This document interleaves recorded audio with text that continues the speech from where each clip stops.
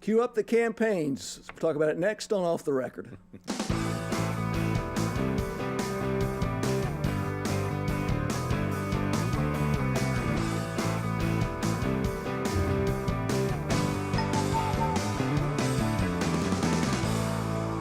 Hello and welcome to our program, a chance to talk about the news of the week with our fine journalist. Joining me in our conversation, Mark Garrison, WBT Radio, Eric Spanberg, the Business Journal, Beatrice Thompson, WBAV, and Jim Morrow with the Charlotte Observer. Welcome to you all.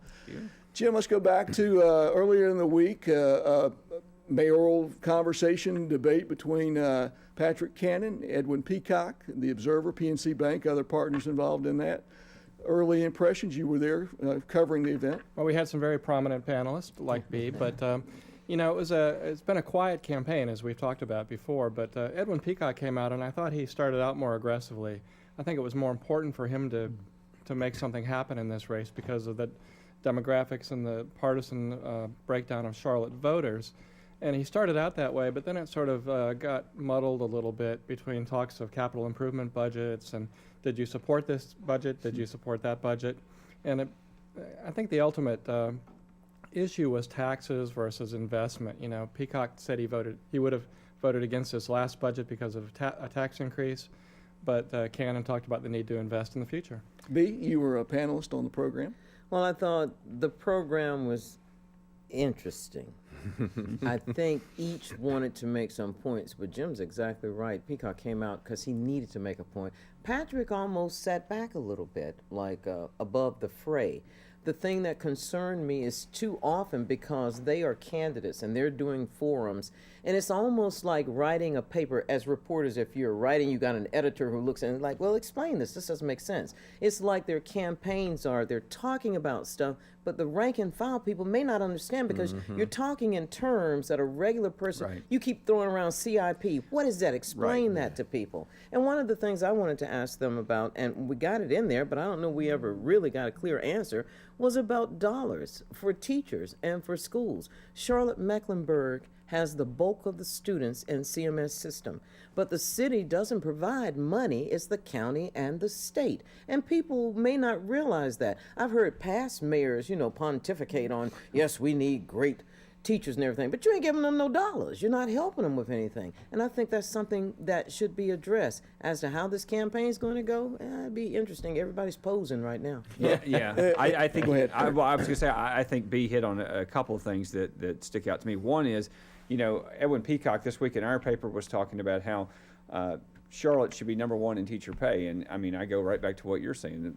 The city doesn't have any role in that right now. That's right. And the other thing is this idea of all these technical terms, the CIPs and these things. I don't think that people really understand, what needs to be said is I supported putting money into roads, bridges, and sidewalks in neighborhood X, Y, and Z or not, and here is why. I think even the streetcar, first of all, the streetcar is such a tiny, tiny percentage of what the city budget is. And some are trying to make it so big. Yeah, it's not that exactly. big. And it's got... The campaign has been boiled down to, much like the Fox Laster race, that's really the only difference that people sort of talk about, and it's really not the most important one by any stretch. I mean, I thought for the most part there was a lot of boredom in the debate, so they started calling each other names. You're anti-Charlotte. And it reminded me of two rich kids at school trying to start insulting each other while everybody else stood around and giggled. I kept waiting for one of them to go, and your tie's ugly too. I don't think the voters were particularly well served by hearing anything that would go, oh, now that makes sense, I'm going to vote for him. Well, it appeared, because I was watching in the audience, but it did appear that Peacock was really trying about how your money is being spent, and he spent quite a bit of time over on the investment relative to the Panthers. Yeah, and I think part of that for him was this whole issue of transparency too. I think he brought that up. He didn't. He opposed giving the money to the Panthers, but he also opposed the whole transparency thing, lack of transparency. Closed meetings. A lot of closed meetings where a lot of this was decided, and so he came out for that. But again, that sort of got muddled too because even though Cannon supported the money, he didn't take part in it. But had the election had the election been way back then or closer, that might have had a little bit Right. greater he's- traction. It seems to me that he's really playing to the folks in Ballantyne. That's where you have a pocket of huge discontent with city spending, city services, and if he can really get that base fired up to come vote for him, he might have a shot. Oh no, they're going to be on vacation. What got me is you're mixing apples and oranges. The fine print on this is when you start talking about giving this money to here and doing this over here, there are dollars that are dedicated to certain things, and you didn't explain that to people. You're saying you gave away money, but you didn't explain that there are some dollars that are dedicated to this particular issue. There's like the hotel motel tax. Those dollars have to be used for specific things, is my understanding. Tourism-related projects. tourism-related. Yeah, well, and in fact, playing off of that, I mean, the way to explain this, assuming that you have a strong opinion on it, is to say, by taking convention money and spending it on the football stadium, we are threatening or sacrificing this, this, and this. And that was never said. It was just, why pay for the Panthers? Context is everything, and context was And it was missing. not in context. That's the thing that gets me about this. Both of these guys, somebody need. Do they not Frustrating, have, isn't do it? they- It is. Do they not have some communication consultants? I mean, I'm watching the brand new Peacock television ad, and I've produced television commercials before in another life, and I'm sitting there going, who came up with this? I mean, they've got him on a very unattractive close-up with this almost angelic look on his face, and he says, it doesn't matter if Republicans or Democrats come up with a good idea. I'll be for it. I'm a leader. What? I mean, that doesn't even make sense Well, to me. he's got to say that in a Democratic city. He does. And I think his commercials were made by the same people who made the Pat McCrory gubernatorial commercials. Right, Because but- McCrory was. But doing they the same work for thing. Pat. They're not working personality-wise. Well, and if that Peacock. message for Peacock really is speaking to the unaffiliated voters, that's that broad message that I can consensus build, work across the aisle, whatever the case may be. But And see, he's he got to didn't get even some say- crossover. He's got That's just the only way looking he's at the gonna be able numbers, to. when you have twice as many Democrats, he's got to get some crossovers. But see, and you, the s- unaffiliated. you said it more succinctly than he did. in But the I'm not running commercial. for mayor. That's exactly right. Yeah. But I guess that's my point. In these vague commercials, you're left wondering, so what is the point? And we watch this stuff closely in part because we get paid to do it and also because we're interested in it. That's why we became reporters. There is so much apathy among the electorate. They are not going to stay with this stuff when it starts getting into so much detail. I think this is going to come down to the thing we always see in off-year type elections: who gets their voters Right, out. yep. Because it's not going to be a differentiation in what you did, because the waters are muddled about that and who did what. And so voters who come out, and that concerns me, because once again, if you have a small percentage of the electorate going to the polls, the rest of you are going to have to live with what that small percentage decided. Well, and and to me, this is the key. Patrick Cannon has got to get the black community mobilized to come out. And it's very interesting. I've been thinking about this again. In the primary, where I thought we would see a big turnout in the African American community, we didn't. And so this is the door that's cracked open that gives Peacock a little bit of hope. That door, and also the fact that Peacock has raised more money.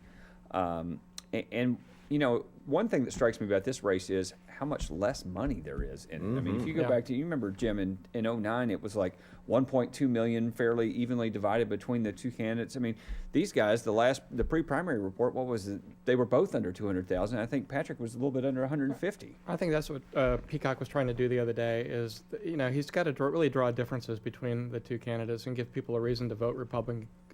Give the independents a reason to go vote for him. Give the unaffiliated or the crossover Democrats a reason to go vote for him. And I don't think that difference has really been made this election. But you know what I think it may actually come down to? Mark, you were saying Patrick needs to get the African American community to come out and vote. Well, guess what?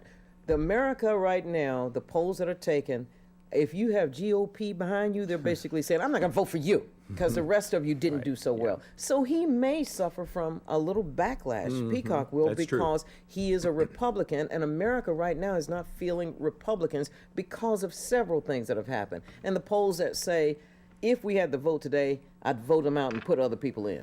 Jim, last week we kind of knocked that around a little bit about how much the national translates all the way down to the local. Yeah, I think it will. I think she's right. I think that the Republican brand is pretty weak right now nationally, but I also think that it works the other way too, that you have Republicans who are maybe inclined to the Tea Party who are not necessarily going to go out and vote just to elect Edwin Peacock.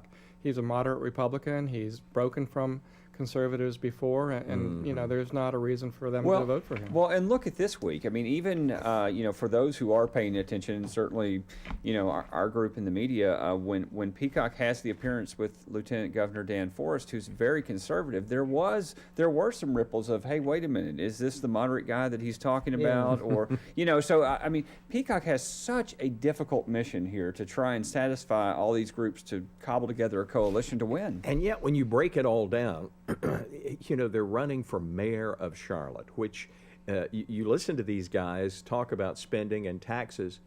They're just one vote, and they don't even necessarily control the rest of the council. Well, and if you look at Anthony Fox, I mean, he couldn't get anything He couldn't passed. get anything I mean, he couldn't passed. get anything That's done. exactly right. So,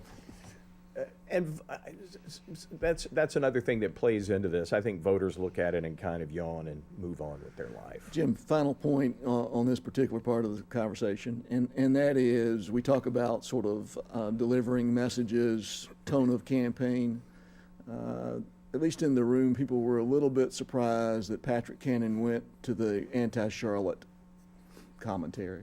Yeah, you know, it's funny that the one thing that people remember about the debate that lasted, 90 minutes or something, was the comment that came at the end. It was almost a throwaway comment.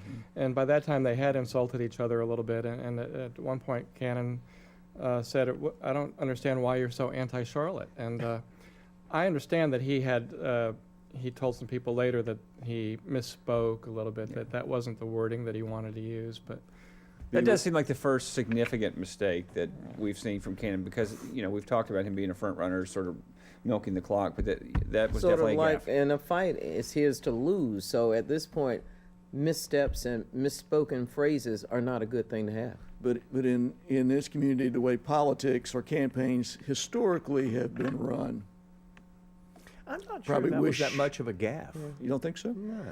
Now, and I'm I not think, convinced that it is. Yeah, I agree with you, Mark. I'm not convinced that it's that much of a gaffe, but when you don't have much anything else going on, that makes people pay attention to this. I mean, that's the we're so hungry for And, something. I mean, you could you could argue the other side of it, which is at least he got a soundbite everywhere. Yeah. because that was an hour and a half of asking questions and really trying to get some answers from them, not pontification. Give me a yes or no. Give me one thing that you are going to back. And we didn't necessarily hear that. And if after an hour and a half, the only thing that people remembered was that one line, it gave our cartoonist, Kevin Sayers, some fodder for a good cartoon this Yeah. morning. So somebody benefited. And just a programming note, those two candidates will be here at PBS Charlotte for a broadcast conversation. It'll air on October 31st at 8 o'clock. Amy Burkett will be the host for that conversation, so we invite you to tune in as we get even closer to the election on November the 5th. We referenced the Panthers in its relation to the financing of the stadium. We should, I guess, take a moment because tomorrow would be the 20th anniversary of the awarding of the franchise. Yeah. So Yeah. I think as we sort of step back from that, what have we learned during that two-decade experience? Those 20 years. Well, we've learned that we're getting 4 winning seasons, but there is a chance for a 5th. The Panthers this week, of course, went to 4-3, so that was an accomplishment. You know, when you think back of all the things that have happened and how the franchise has changed the city, and particularly the big political debate this past year, I mean, it is fascinating, and how the family has changed, the Richardson family. I mean, John Richardson died this year.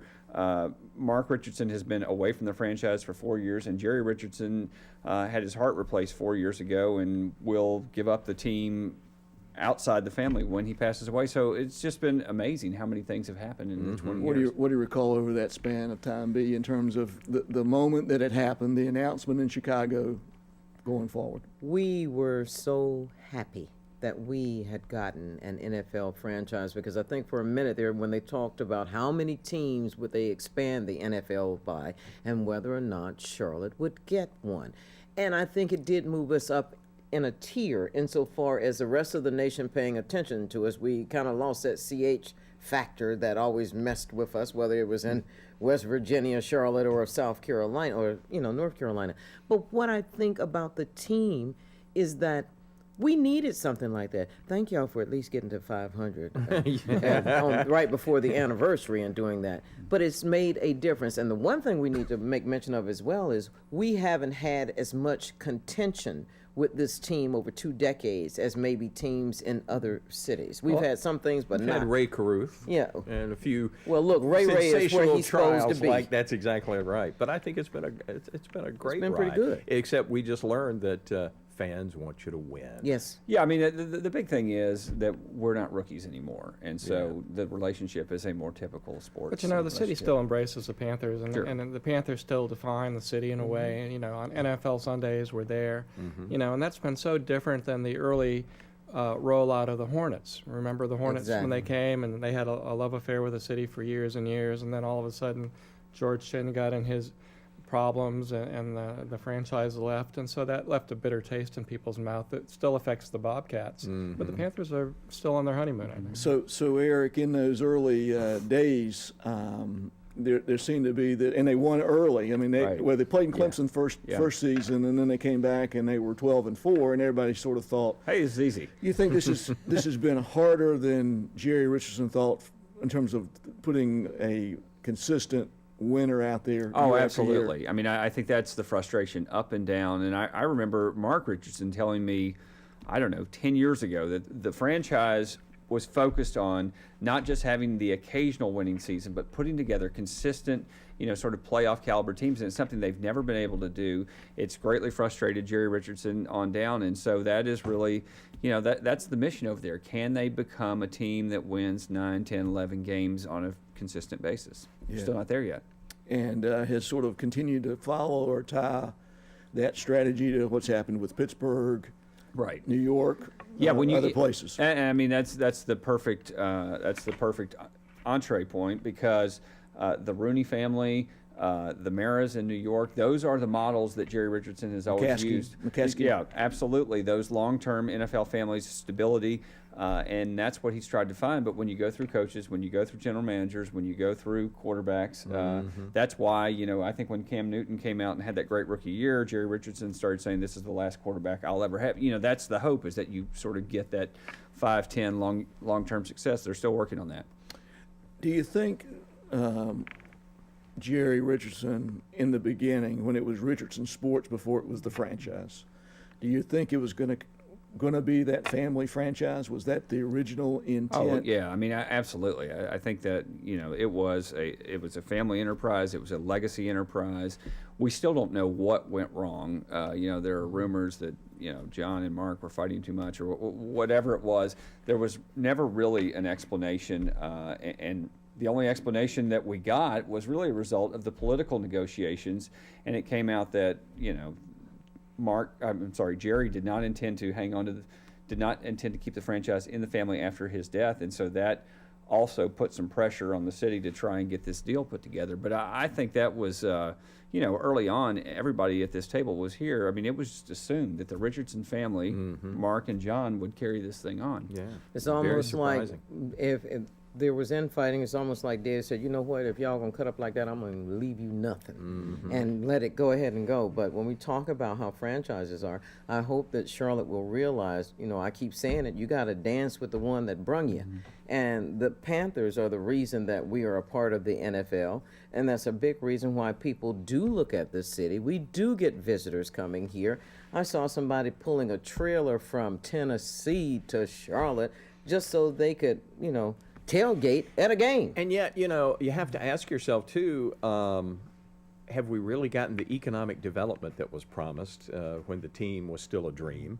If you look around Graham Street there, the same little quick print shop is still on the corner. The same empty lots are still there. I'm not sure that you can make a super strong case for as much economic development as was promised. No, I think that the argument is image, national reputation. I mean, that's where the NFL makes, or any sports league makes such a big difference. And because the NFL is by far the most prominent sports league in the country, that's where you're really getting the bang for your buck. And I think, if Edwin Peacock wants to make this a true point of contention, you have to put it in that context. Okay, Edwin, how far would you have gone with the Panthers? Because it's easy to sit at this table or on your porch and say, to hell with it, I don't care about football anyway. But when you're staring in the face of potentially losing an NFL franchise, or you don't want to do that. And even if you're talking economic development around the stadium, the team is there in the fall of the year. If you're a business owner, you don't want your business necessarily in a location where there are no people for the rest of the year. Well, in the NFL process in Chicago, they only selected one.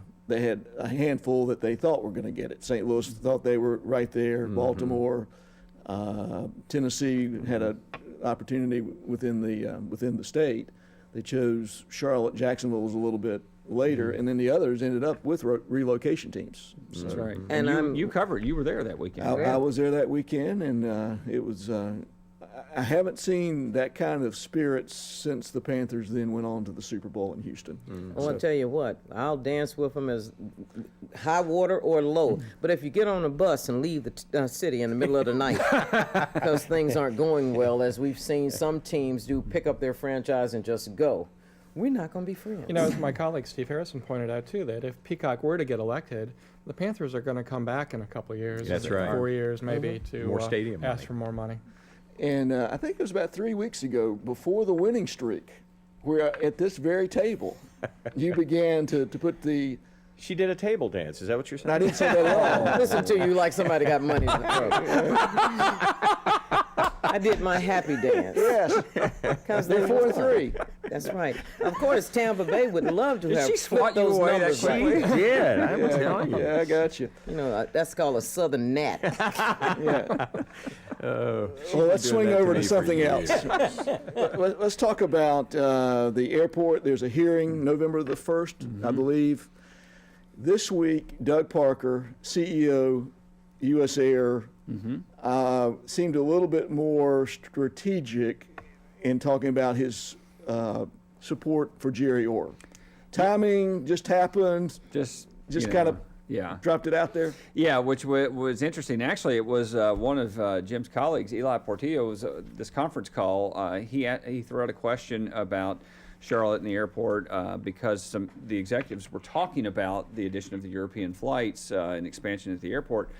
So two of the U.S. Airways executives spoke, and then unprompted, Doug Parker pipes up and says, well, all this is because of Jerry. The city owes Jerry a great debt, and we'd really like to see him back in there. And then, of course, the airline later sends out a statement saying, hey, we don't really have a preference on how this whole thing runs. And I spoke to the city manager this week, and he says, well, of course, Doug Parker worked with Jerry Orr for years. They would have respect, but look, this has all been about signals and intentions, and I don't think there was any accident that Doug Parker made that remark. And then the airport comes out with this satisfaction survey Yes. that passengers just love the airport. Oh, by the Yes, way, yes. even love it since Jerry's gone, I guess. Yes, although the survey was taken during the first half of the year, so That's what I thought. I guess So it's Jerry like- was still presiding. But Yeah. this really is the one that keeps on giving, isn't it? I can't believe how many months, hours we have spent talking about whether the airport is going to be a quasi-city agency or not. And the other thing is, let's assume that something's decided next week, which I think is optimistic on my part because I don't want to sit in the courthouse forever.